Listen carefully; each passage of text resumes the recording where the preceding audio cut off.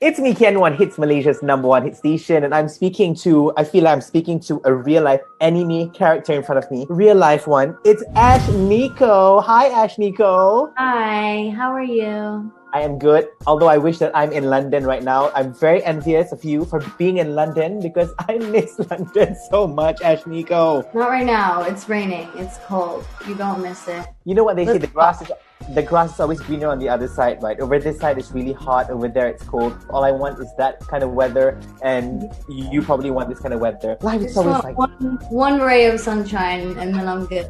I'm sorted here. But how has it been like for you this time around? I mean, I think we've been in the pandemic for over a year already, and now is it getting better, more bearable? So the UK just entered into another lockdown, and I think things are feeling a little grim right now, a little like hopeless, but I see the light at the end of the tunnel. I see it. I have hope. This year it will be better. Fingers crossed, right? Fingers crossed. However, my fingers will cross. But yes. But regardless of what's happening right now, I love how you're still continuously making music. You know, bangers, especially those that have made it big on TikTok. Even in Malaysia, TikTok is honestly the biggest app right now. And a lot of Malaysians have been doing TikToks of your song, Daisy. Oh my goodness. I'm seeing all these situations, you know, like me walking to class, me bringing my homework with your song in the background.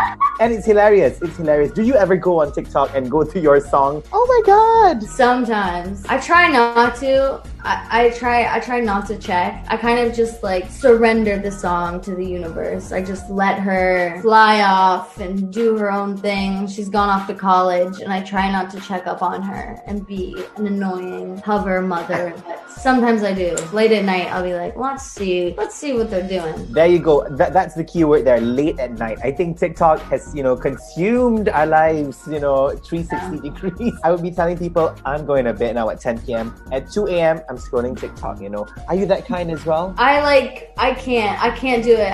I'm really trying. My New Year's resolution is no scrolling. There's no endless scrolling. I can't do it. I have a list of things that when I catch myself scrolling that I go and do. I make myself meditate or dance to a song. So if I'm scrolling, I'll be throw my phone down and I'll be dance to a song, and I'll be you're don't start, girl, don't start. The moment you start scrolling, it's not gonna stop. So stop the scrolling, and I just start interpretive dancing in my room. Bottom line, guys, if you're about to scroll on TikTok, the first thing you do is find Daisy and do a TikTok of that song, and that's it. Put it aside. Yeah, then go dance, take a little bath. Now let's talk about your mixtape. Okay, your mixtape. This is your first mixtape / album, right? Yeah. Well, album's a big word. Okay. Album's a big word. We don't use the A word around here, but why? Why not album? Why do you call it a mixtape? I think because I'm non-committal person. An album feels like marriage. An album is a step towards marriage for me, and mixtape feels like I can still play around and find my sound a little bit. But the next one's an album for sure. Hand on my heart, it's an album for sure. Am I pronouncing it right, by the way? Demi Devil. Yes, it's Demi Devil. Demi Devil. So I am assuming that it's basically like a clash of two worlds, because we know that you can have the angsty vibe to your music, yo, don't mess with me, but at the same time I'm also an angel who has a soft heart. Is that the whole concept of the mixtape? Yeah, I mean, I think we like to put ourselves into boxes, into specific genres, into we like to paint people in specific lights. Especially, I feel like as an artist, I feel like people want me to make one thing, and I'm just I can't do that because everyone in the whole world is very multifaceted and complicated. Yes, agreed. Being a human being is extremely complicated. I don't know why we try to simplify it when it is very, very complex. So I was for a while, finding myself writing a lot of really angry songs, which they're easier for me to write because being angry and being on the offense is a little bit easier for me than actually taking the time to work through my emotions and maybe admit some fault. So yeah, Demi Devil is so I have this song Good While It Lasted, which is me reflecting back on a relationship and being hey, maybe this was good while it lasted. Maybe we were both in the wrong. Maybe I'm not an angel. I'll admit admit I'm not an angel all the time. That takes maturity to admit that, by the way.